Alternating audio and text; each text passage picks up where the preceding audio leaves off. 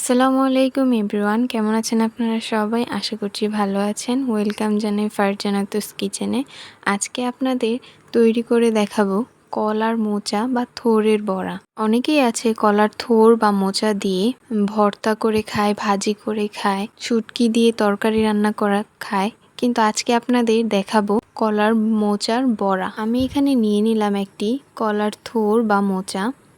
এবার এটাকে ভালো করে আমি বেছে নিব। কলার মোচার মধ্যে যে শক্ত অংশগুলো থাকে এটা আমি বেছে নিব।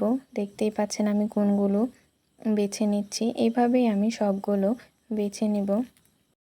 আপনারা যারা কলার মোচা খেতে পছন্দ করেন না তারা কিন্তু এইভাবে কলার মোচা বেছে নিয়ে তারপর কলার মোচার বড়া বানাতে পারেন, তাহলে খেতে কিন্তু দারুণ মজা হয়।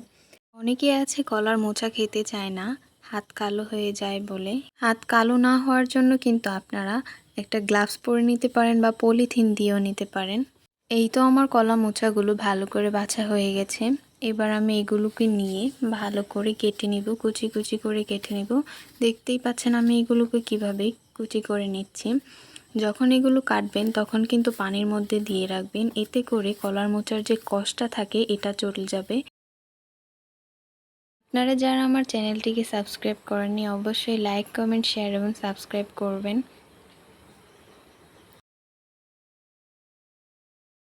আমার কলার মোচা কাটা একদম রেডি। এবার আমি এগুলোকে পানির মধ্যে ভিজিয়ে রাখবো 5 মিনিট, এতে করে কলার মোচার যে কষটা এটা চলে যাবে।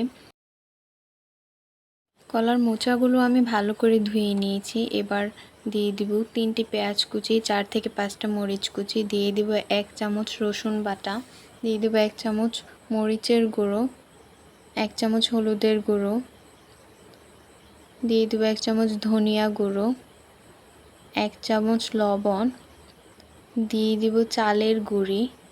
আমি এখানে অল্প অল্প করে চালের গুঁড়ি মেশাবো।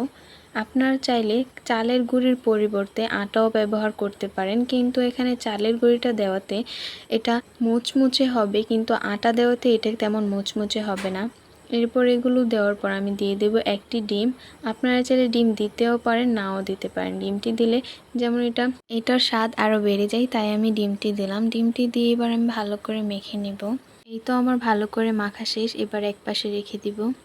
একটি কড়াই আমি দিয়ে দিব অল্প পরিমাণে রান্নার তেল। তেল গরম হয়ে গেলে এবার আমি গোল গোল করে মোচাগুলো দিয়ে দিব। এইভাবেই গোল গোল করে সবগুলো দিয়ে দিব। কলার মোচা কিন্তু খেতে দারুণ মজা। আপনারা যারা খেতে চান না তারা কিন্তু এভাবে বাসায় রান্না করে খেতে পারেন। সকালে নাস্তার সাথে বা বিকেলে স্ন্যাক্স হিসাবে এগুলো খেতে পারেন আপনারা। আর বড়াটা ভাজার সময় কিন্তু কম তেল দিয়ে ভাজতে হবে, তাহলে মোচমোচা হবে। এক পাশ ভাজা হয়ে গেলে আমি উল্টিয়ে দিব।